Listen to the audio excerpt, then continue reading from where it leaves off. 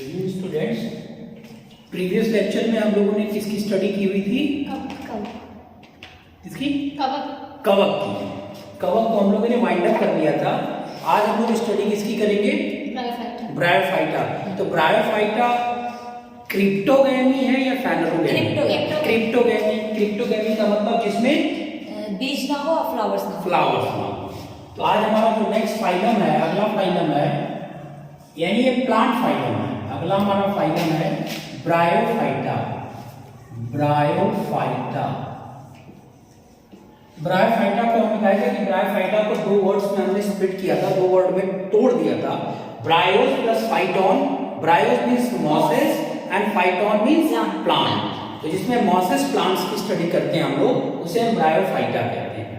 ठीक है। और एक चीज और हम आपको बताए थे कि पादप जगत में वो कौन सा संघ है जिसे हम पादप जगत का उभयचर कहते हैं? ब्रायोफाइटा ही है। क्यों? क्योंकि इसको लैंगिक प्रजनन के लिए जल की आवश्यकता होती है। इनमें निषेचन क्रिया तभी संभव है जब जल होंगे। अच्छा, ब्रायोफाइटा पाए कहां जाते हैं? ब्रायोफाइटा कहां पाए जाते हैं? ब्रायोफाइटा नमी अथवा छायादार स्थानों पे पाए जाते हैं। ब्रायोफाइटा की लंबाई कितनी हो सकती है? मैक्सिमम, इसकी जो मैक्सिमम लेंथ है, मैक्सिमम लंबाई हो सकती है 70 से 80 सेंटीमीटर। अब सोच लो, सबसे बड़ा जो ब्रायोफाइटा होगा उसकी जो लेंथ लगभग 70 से 80 सेंटीमीटर ही हो सकती है।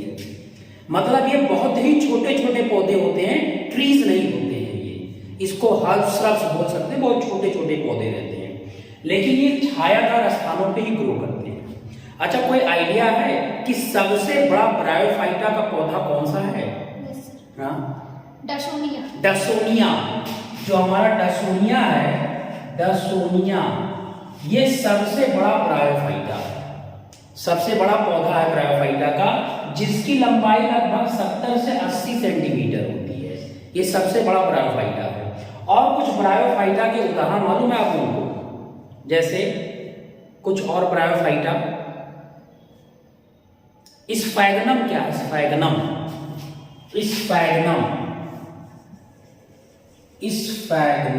ये भी तो एक ब्रायोफाइटा ही है, ये भी एक ब्रायोफाइटा है। फ्यूनेरिया ये भी ब्रायोफाइटा है। ऐसे ब्रायोफाइटा के बहुत सारे उदाहरण हैं। अच्छा, ब्रायोफाइटा का अध्ययन, स्टडी जिस विज्ञान में करते हैं उस विज्ञान को क्या कहते हैं? ब्रायोफाइटा का अध्ययन जिस विज्ञान में करते हैं उस विज्ञान को क्या कहते हैं? उस विज्ञान को कहते हैं ब्रायोलॉजी। उस विज्ञान को कहते हैं ब्रायोलॉजी। ब्रायोफाइटा का जिस विज्ञान में अध्ययन करते हैं उसे कहते हैं ब्रायोलॉजी।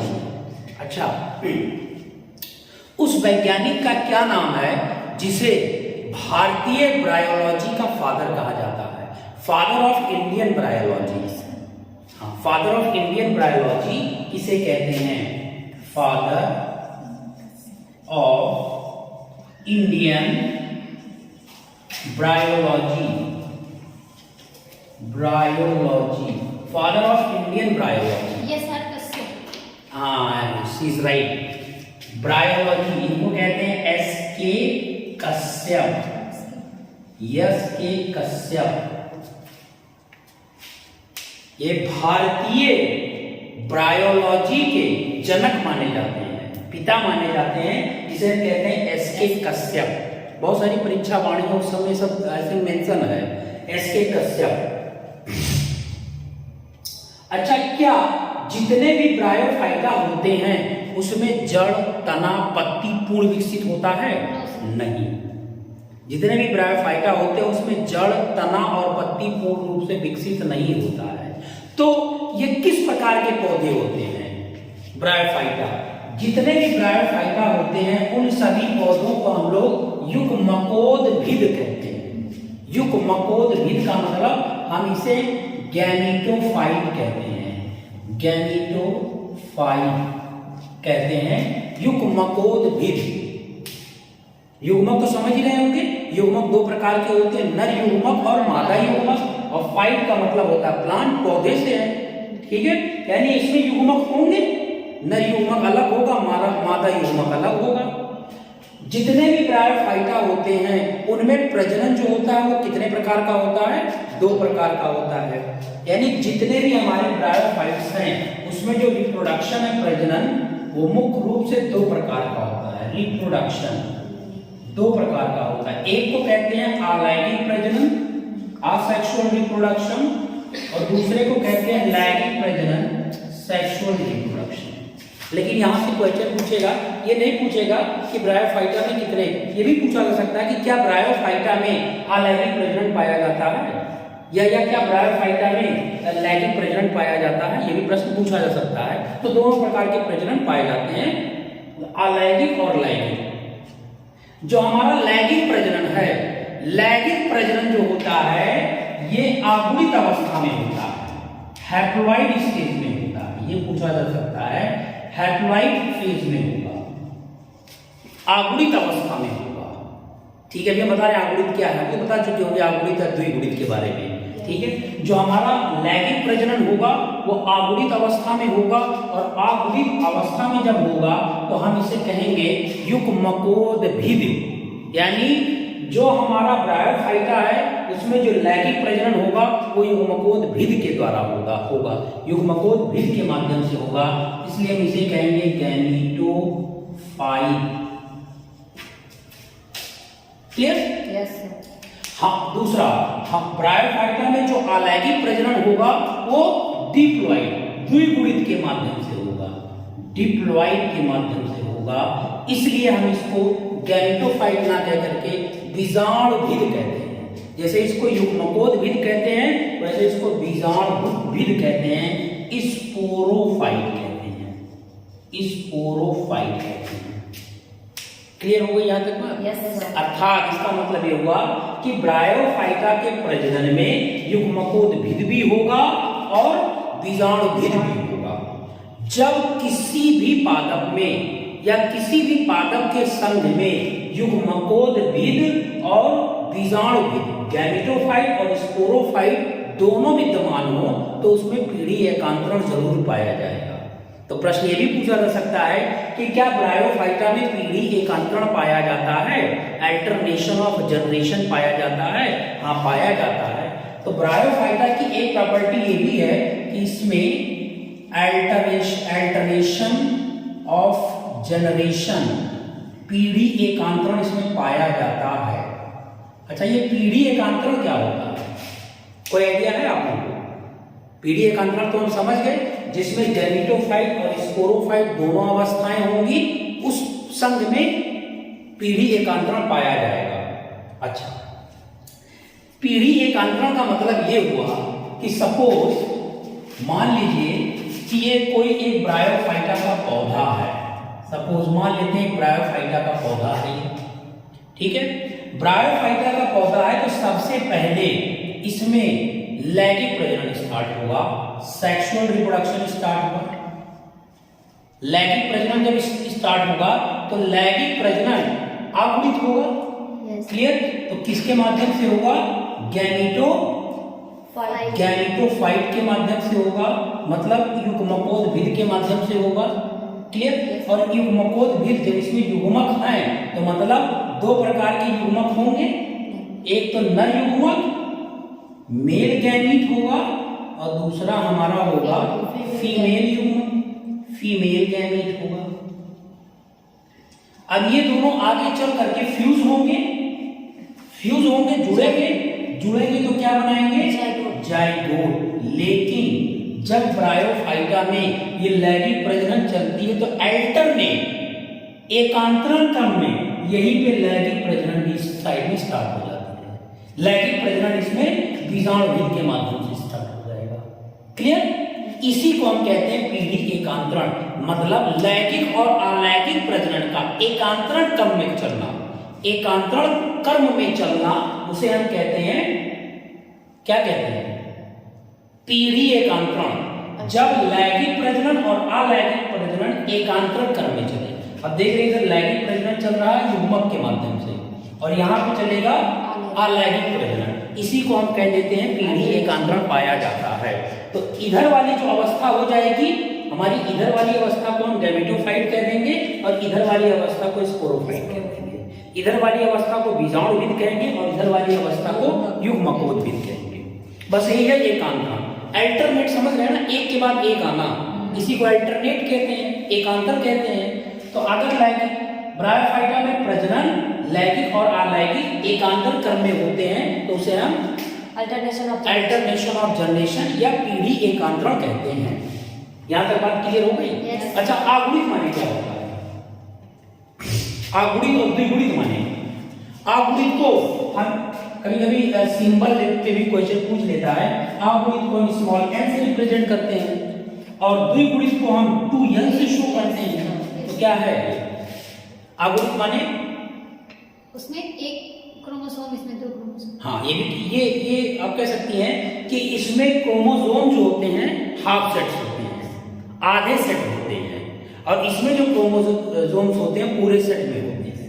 जैसे स्पर्म और ओवा है, अलग अलग है, तो दोनों हैप्लॉइड में है, लेकिन जब अब ये क्या होगा, यही जाइगोट बना होगा, अब ये क्या होगा, द्विगुणित होगा या अगुणित होगा?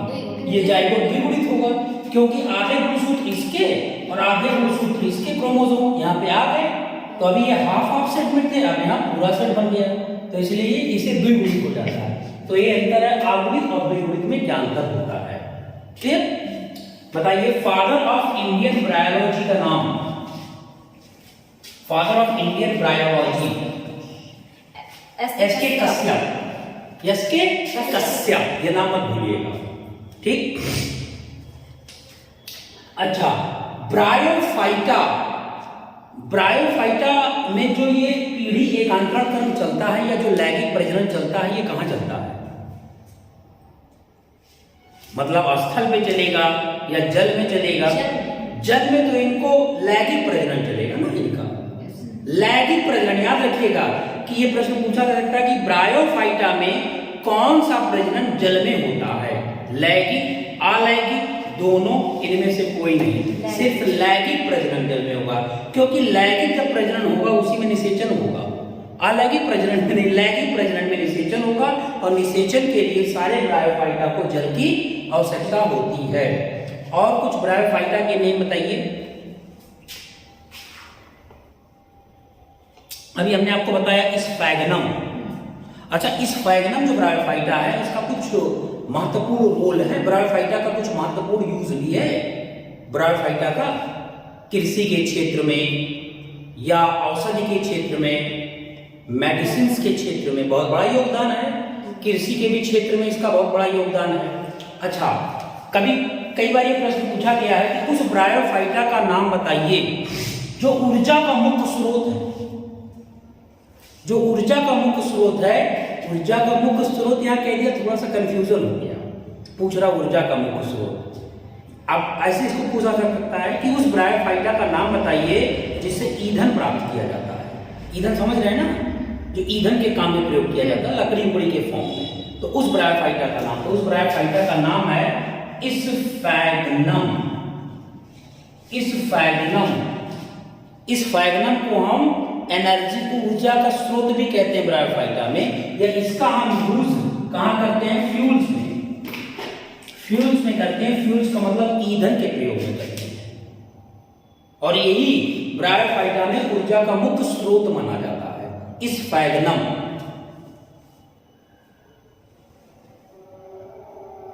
ठीक। अच्छा, क्या ब्रायोफाइटा का प्रयोग औषधि के क्षेत्र में भी करते हैं? हाँ, करते हैं। अभी जो हमारा ये जो स्फैगनम है, इस स्फैगनम को किसी भी खेत में आप डाल दीजिए मृदा में, तो ये मृदा की उर्वरा शक्ति को बढ़ा देता है। स्फैगनम मतलब स्फैगनम सॉइल के फर्टिलिटी पावर को बढ़ाने में भी मदद करता है, सॉइल या मृदा की उर्वरा शक्ति को भी बढ़ाने में मदद करता है। कभी कभी ये प्रश्न पूछ देगा कि उस ब्रायोफाइटा का नाम बताइए जो मृदा की उर्वरा शक्ति को बढ़ाने में मदद करता है, तो हमारा स्फैगनम है। इस स्फैगनम से तो हम फ्यूल्स भी प्राप्त कर सकते हैं, ईंधन भी प्राप्त कर सकते हैं और उर्वरा शक्ति भी बढ़ा सकते हैं। ठीक। और कुछ विशेषता बताइए ब्रायोफाइटा की, कोई और भी विशेषता है ब्रायोफाइटा की? कुछ और भी? अच्छा ये बताइए कि इसमें जड़, तना, पत्ती नहीं होता है, Yes. पुष्प भी नहीं होता है। अच्छा, क्या इसमें प्रकाश संश्लेषण की क्रिया होती है? क्या ब्रायोफाइटा में प्रकाश संश्लेषण की क्रिया होती है? नहीं sir. नहीं होगी ना, नहीं. नहीं होगी, कॉमन सी बात है, इसलिए नहीं होगी। प्रकाश संश्लेषण की क्रिया कहाँ होती है? जड़. पत्तियों में होती है, Yes. पत्तियों में होती है प्रकाश संश्लेषण की क्रिया। जब जड़, तना, पत्ती का अभाव है, इसमें है ही नहीं, तो प्रकाश संश्लेषण होगा नहीं। तो जब प्रकाश संश्लेषण नहीं होगा तो क्या इसमें क्लोरोफिल होगा? नहीं। क्लोरोफिल भी नहीं होगा। तो यहीं से देखो कॉन्सेप्ट क्लियर होता चला जाता है। ये पूछ लेता है कि कौन सा वो ऐसा पादप संघ है जिसमें क्लोरोफिल पाया जाता है या क्लोरोफिल नहीं पाया जाता है या प्रकाश संश्लेषण नहीं होता है। तो ब्रायोफाइटा में नहीं होता, क्योंकि ना तो उसमें सीड्स हैं, ना लीव्स हैं, ना फ्लावर्स हैं। क्लियर? अच्छा, ये छायादार स्थानों पे ही क्यों ग्रो करते हैं? जितने भी ब्रायोफाइटा होंगे वो छायादार नम वाले स्थानों पे ही वृद्धि करते हैं। क्यों? प्रकाश की आवश्यकता नहीं होती. उनको प्रकाश की आवश्यकता नहीं होती है और नमी वाले स्थानों से इनको पर्याप्त मात्रा में पोषण मिल जाता है और बड़े आसानी से मिल जाता है। क्यों मिल जाता है? क्या जितने भी ब्रायोफाइटा हैं उसमें जाइलम फ्लोएम विकसित होता है? Yes, sir. जाइलम फ्लोएम होता है। क्लियर? तो जाइलम और फ्लोएम के माध्यम से इनको भोज्य पदार्थ मिल जाता है। अच्छा, भाई जाइलम का क्या काम है? जल का संवहन करना. हाँ, मतलब कि मृदा में जो हमारा जल है, जो हमारा पोषक तत्व है, उसको जड़ के माध्यम से ले जाता है। कहाँ ले जाता है? सिराओं तक. पत्तियों तक ले जाता है। ठीक है। अच्छा, पत्तियों पे भोज्य पदार्थ का निर्माण होता है, फिर वो भोज्य पदार्थ जो बन जाता है वो पौधों के विभिन्न भागों में ट्रांसफर कर दिए जाते हैं। किसके माध्यम से? फ्लोएम के माध्यम से। क्लियर? तो कभी कभी प्रश्न ये पूछा गया है कि जो मृदा में पोषक तत्व होते हैं, जो जल होते हैं, वो जड़ों के किस माध्यम से, या जड़ों का वो कौन सा भाग है जिसके माध्यम से पोषक तत्व ऊपर जाते हैं? जाइलम. जाइलम। ठीक है, तो ये हमारा जाइलम का काम है ले जाना। लेकिन जब तक मृदा के अंदर जल और पोषक तत्व अवशोषित नहीं होंगे, जड़ जब तक अवशोषित नहीं करेगा, जाइलम नहीं ले जा पाएगा, क्योंकि जाइलम अवशोषित नहीं कर सकता है। तो जड़ का कौन सा भाग जल को और पोषक तत्वों को अवशोषित करने का काम करता है? कोई आइडिया? छाल. नहीं, जड़ों में देखिए ऐसे रोम होते हैं ना, जड़ रोम, रूट निकली हुई होती है ना जड़ों की ऐसे, किसी को जड़ रोम कहते हैं, किसी को हम रूट हेयर्स कहते हैं। रूट हेयर्स, तो जो जड़ों में ऐसे करके देखेंगे बहुत सारी रचनाएं निकली होती हैं, रोम जिसको कहते हैं जड़ रोम। यही जड़ रोम जो होते हैं जल को और पोषक तत्वों को अवशोषित करते हैं, और अवशोषित करने के बाद भी जाइलम इसको ऊपर लेकर के चला जाता है। ठीक। अच्छा, क्या आपको मालूम है कि जाइलम और फ्लोएम किन किन चीजों से मिलकर बने होते हैं? जाइलम और फ्लोएम, जैसे हम बताए थे कोशिका द्रव्य का बेसिक कंपोजिशन की कोशिका द्रव्य किन किन चीजों से मिलकर बना है, तो बताए थे कि 80% जल होता है, 20% जैवम होता है। ऐसे जाइलम और फ्लोएम भी अलग अलग चीजों से मिलकर बने होते हैं। जैसे जाइलम हमारा है, तो जाइलम में क्या क्या होंगे? ट्रैकिड्स होगा, वेसल्स होंगे, कंपेनियन सेल्स होंगे। ठीक है, ऐसे बहुत सारी चीजें होती हैं जिनसे ये मिलकर के बना होता है। तो कभी कभी इनके कंपोनेंट्स में भी क्वेश्चन पूछ लेता है, लेकिन वो हम पढ़ाएंगे आपको जब हम ऊतक पढ़ेंगे, टिश्यू पढ़ेंगे, उसमें आएगा ये चीज। और कुछ बताइए ब्रायोफाइटा के बारे में। क्या ब्रायोफाइटा के कुछ पौधे खाने योग्य भी होते हैं? क्या ब्रायोफाइटा के कुछ पौधों को खाने में भी प्रयोग किया जाता है, भोज्य पदार्थ के रूप में भी? हाँ, इनकी कुछ प्रजातियां हैं, इनको भोजन के रूप में भी हम प्रयोग कर सकते हैं। ठीक। तो ये हमारा पादप संघ था ब्रायोफाइटा। क्लियर? Yes. अब कौन सा संघ हमारा है? ट्रैकियोफाइटा. ट्रैकियोफाइटा। ट्रैकियोफाइटा में क्या आ रहा था पहला? ट्रैकियोफाइटा। ट्रैकियोफाइटा में क्या क्या आए थे? जिम्नोस्पर्म आया था, एंजियोस्पर्म आया था ना? ठीक। और टेरिडोफाइटा आया था कि नहीं आया था? Pteridophyta clear? तो टेरिडोफाइटा हमारा क्रिप्टोगैमी है या फेनरोगैमी है? क्रिप्टोगैमी। क्रिप्टोगैमी है। टेरिडोफाइटा भी हमारा क्रिप्टोगैमी है, मतलब इसमें पुष्प बीज ये सब नहीं होंगे। ठीक, तो अगला हमारा जो फाइलम है वो हमारा है टेरिडोफाइटा। Pteridophyta, pteridophyta. जैसा कि हमने ब्रायोफाइटा को 2 शब्दों में तोड़ दिया था, वैसे इसको भी 2 शब्दों में तोड़ देते हैं। टेरिडोफाइटा में पी साइलेंट होता है और ये 2 शब्दों से मिलकर बना होता है pteron plus phyton. Pteron plus phyton. तो फाइटॉन मतलब हम जानते हैं प्लांट होता है, फाइटॉन का मतलब प्लांट ही होता है।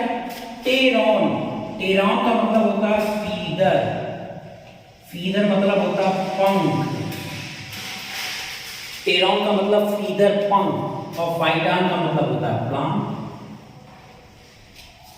क्लियर हो गया टेरिडोफाइटा का मतलब क्या हुआ? टेरिडोफाइटा में ऐसे पौधे आएंगे जिनकी पत्तियां पंख के समान होंगी, जिनकी पत्तियां फीदर के समान होंगी, पंख के समान होंगी, वो सारे पौधे टेरिडोफाइटा में रखे गए हैं। तो टेरिडोफाइटा की एक विशेषता क्लियर हो गई कि इनकी पत्तियों की संरचना पंख के समान होगी, क्योंकि टेरॉन का मतलब होता है फीदर, फीदर माने होता है पंख। टेरिडोफाइटा, टेरिडोफाइटा को किस उपजगत में रखा गया है? टेरिडोफाइटा को पादप के किस उपजगत में रखा गया है? अभी आपने बताया है ट्रैकियोफाइटा, याद रखिएगा। इसका जो सब फाइलम है, उपसंघ जो है या उप है आपका ट्रैकियोफाइटा। ट्रैकियोफाइटा, ट्रैकियोफाइटा में रखा गया है। मींस ट्रैकियोफाइटा में हम टेरिडोफाइटा का भी अध्ययन करते हैं, जिम्नोस्पर्म का भी अध्ययन करते हैं और एंजियोस्पर्म का भी अध्ययन करते हैं। अच्छा, अभी हमने ब्रायोफाइटा में ये देखा कि जितने भी ब्रायोफाइट्स होते हैं उन सभी में जड़, तना, पत्ती का अभाव होता है, लेकिन टेरिडोफाइटा में होते हैं, ये पूर्ण विकसित होते हैं। जड़ भी होगा, तना भी होगा, पत्ती भी होगा। क्लियर? Yes sir. अच्छा, लेकिन क्या इसमें बीज और पुष्प विकसित होंगे? नहीं होंगे। तो आई थिंक एक बार पीसीएस में कहीं क्वेश्चन में पूछा गया था कि 4 पौधे वाले संघों के नाम दे दिए था, पूछा था कि इसमें वो कौन सा पादप संघ है जिसमें पुष्प नहीं पाए जाते हैं। तो अलग अलग संघ दिया था और उसमें टेरिडोफाइटा भी मेंशन किया हुआ था। तो टेरिडोफाइटा में नहीं पाए जाएंगे, ये पुष्पहीन है, सीडलेस है, फ्लावरलेस है। ठीक। और टेरिडोफाइटा, ये टेरिडोफाइटा भी जिन पौधे जो होते हैं ये भी नम और छायादार स्थानों पे वृद्धि करते हैं, जितने भी टेरिडोफाइट्स होते हैं। टेरिडोफाइट्स में क्या जाइलम और फ्लोएम होता है? हाँ होता है। इनमें समाहन तंत्र पाया जाता है, वैस्कुलर सिस्टम इसमें प्रेजेंट होता है, समाहन तंत्र पाया जाएगा। वैस्कुलर सिस्टम, इसी को हम कहते हैं समाहन तंत्र। और जहां भी समाहन तंत्र विकसित होगा या पाया जाएगा वहां क्लियर हो जाएगा कि जाइलम भी होगा और फ्लोएम भी होगा, जाइलम और फ्लोएम दोनों होंगे।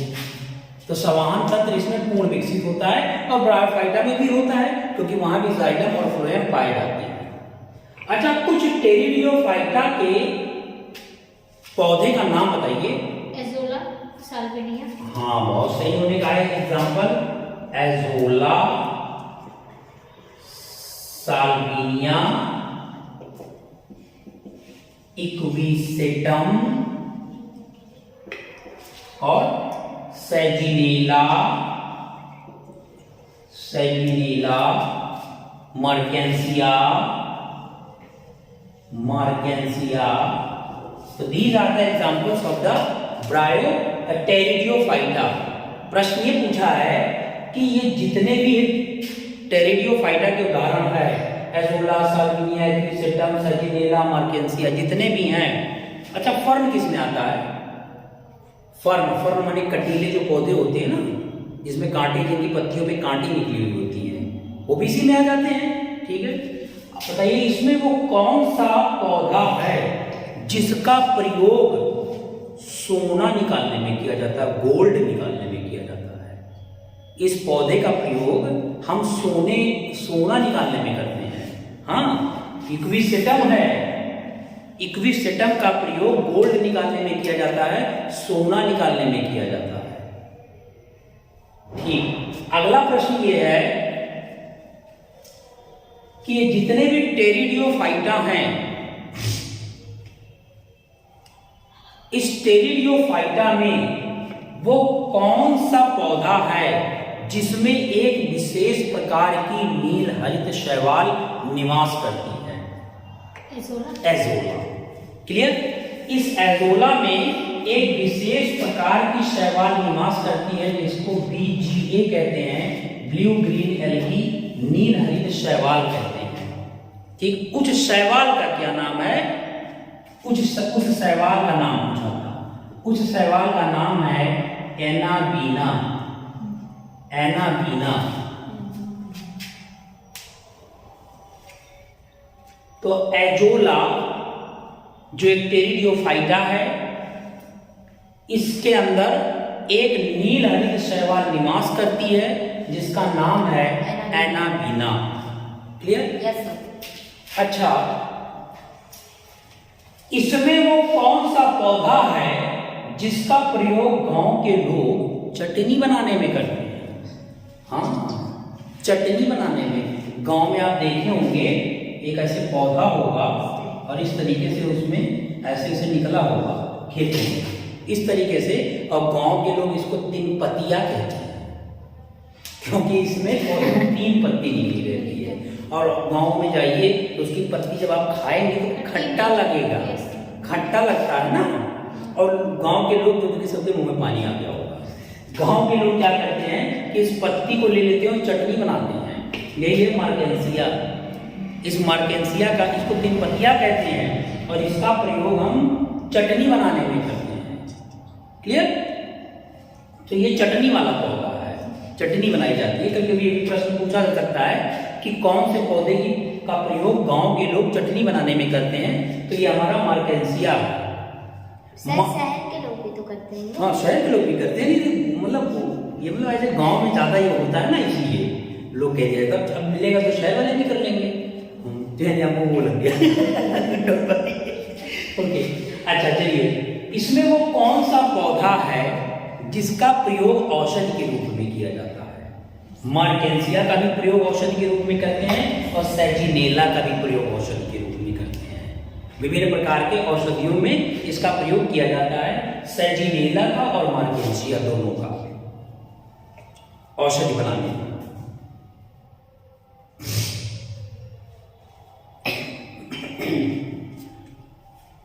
ठीक? Yes sir. अच्छा, इसमें वो कौन सा पौधा है जिसका हम प्रयोग मृदा की उर्वरा शक्ति को बढ़ाने में करते हैं?